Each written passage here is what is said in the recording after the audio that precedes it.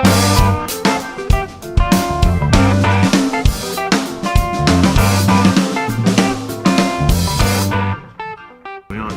are on. How you doing, folks? Here we are in a very busy secret central city of Dublin location, and I'm talking today with Dave O'Grady, who is it a one-man band? Is it a kind of a project? We're talking about Seafoam Green, and if you're not familiar with them, earlier this year, I think it was earlier this year, maybe late last year, Hot Press reviewed Seafoam Green's excellent debut album, which is called Topanga Mansion. Topanga Mansion.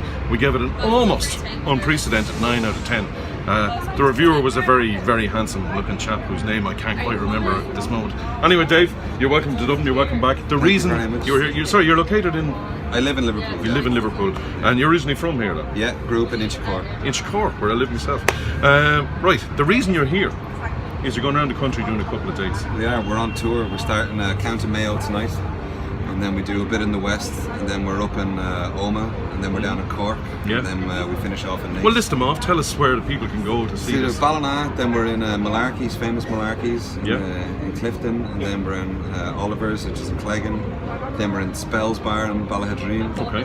And then we're up, you know the Lost Brothers? They've invited I do know the Lost Brothers. They own, Mark owns a record store called Boneyard Records in Oma, and he just invited us up to do a little in-store with him, and which would be nice. And then we're down in, straight down, we've day off then, and then we're in Brew Bar in Cork, and then we're finishing PS Coffee Roasters in Nice. PS Coffee Roasters in Nice, which is on Saturday week, isn't it? 14th, yeah. Saturday the 14th, okay. And people can get tickets.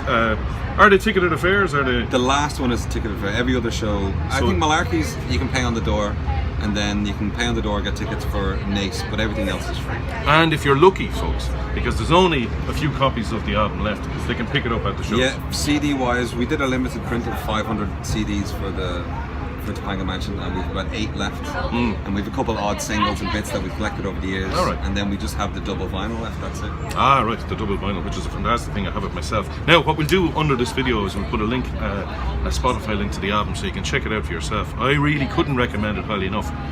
Where I came across it first was I was listening to a good friend of Hot Press, Figno Brennan's show on RTE, and he played one of the singles, and all I needed was about 30 seconds, and I had to check it out then.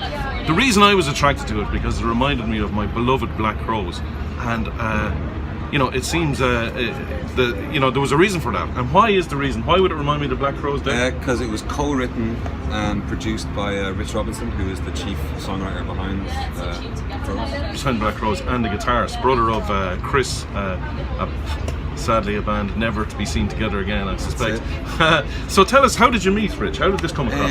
I was working with a Scottish singer-songwriter in 2011. I was 21 and I was opening for her on the tour, and then she signed me to her label. She was getting a label off the ground. Right, yeah. And Rich was producing her third or fourth album in Nashville, and she just invited me over to kind of hang out and learn and meet some people, and me and Rich just became good friends. Yeah. And then when it's time to re-up that record deal with that label, I sent it to him, said, "Do you mind reading this? You know, tell me should I sign it, should or not?" He rang me, "Don't fucking sign that." Oh, right. And he said, "I'm going to start my own label as soon as I get funding, and I'd like you to be the first artist to be on it." So you ended up, he co-wrote the record, which is that correct? Yeah. And he plays on it. Yeah.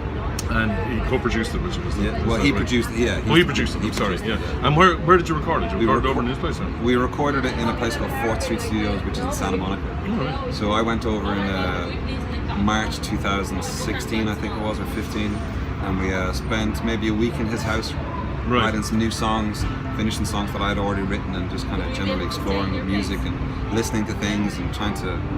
It was a real educational experience, you know. It was kind of like a songwriting apprenticeship. And when you were a younger man, before this happened, I mean, were you familiar with the Black Crowes? Were you a fan? No, I think that's why we became good friends, because when we first met, I was like, "Hey, what's your name?" And would you have gone back and listened to them after and gone, "Holy shit, this is great"? It was a funny thing, because they are like the epicenter of all my favourite I would agree with you. Music, country, soul, everything. So we were good friends, just my buddy Rich. Went back, didn't speak to him for a month or two. got really into the Black Crowes, and then when he rang me up to say what's hey, I suddenly got really nervous because he became Rich Robinson of the Black Crowes and not Rich, this dude that I met in. I mean, I saw them here several times when they played here, and Jesus, what a fantastic band they were.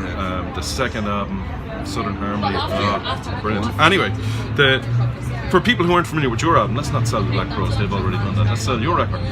How would you describe it? How like you're talking there, but and I think that sums it up. You're saying that this conflux of American musics that Black Crowes represent, and other bands like the Stones and things like that. This Graham Parsons idea, this cosmic American music, that everything comes together. You know, soul, blues, rock and roll, folk. I would think that's where you're coming from. Absolutely, yeah. With this record, because we didn't have any, we weren't writing it for radio. We weren't trying to do singles. We just got to.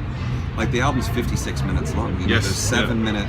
Fegan actually played Far From Golden on Lyric FM the night before last, full 6 minutes and 21 seconds. No, it's I'm not lying to you. I think it's a great record. But we weren't bound by any sort of. It's got to be 3 minutes, or it's got to be more like this. So we just made a record. I mean, it's very, I recommend the vinyl to you folks, and there's a very old style 70s almost feel about it. The big double album, fold out, all that, and the sound of it is a very kind of. You couldn't describe it as a modern sound at all. No, well, we did it all in 8 days, and it was all live. Apart from the vocals, all the tracking of the musical instruments, everything was done live in the one room. So we were all looking at each other playing, and then, I think 4 takes is the most amount of takes we did on any track. So it's all very kind of jam orientated. We didn't flog it to death. There wasn't 700 takes of a really rough song. So it has that kind of looseness and excitement, I think, all the way through. Absolutely. Well. Let's cut it off there. Let's slow down a bit. You're away around the country. These aren't full band shows. This is yourself and Murren, is it? Yeah, Murren McDermott Long, who does all the female vocals on the album. Right. Yeah. She came in to demo backing vocals, like ideas and things, and then musically we just kind of fell in love with each other's ideas and everything. And then it wasn't long before I was like, hey, do you want to be part of this? Yeah. And, try and keep the momentum going, because she became a much larger part of the sound than was originally intended. And it's the two of us out on the road doing acoustic duo shows. So a lot of kind of harmony-based shows now. It's a lot sounds great. If the good people watching this want to find out more, where would they go? What's the web address that they should go to? If you go to seafoamgreenband.com, or if you just type in Seafoam Green into Facebook or Twitter or David Radio on Instagram, we're all there. Great, and as I say, we'll put up a link to the album underneath this. Dave, after this tour, you know what's happening next? Have you anything planned? We might be making another little record while we're out in Connemara this week. Nice. You never know. Yeah? Just with the fiddles and fellas shouting and roaring and all that kind of stuff. Yeah. Well, listen, the very best of luck with it, Dave. Thank you very much for joining us today. Thank you for best of luck your with the tour. on the record. Not at all, you're more than welcome. The job is easier than the record to book.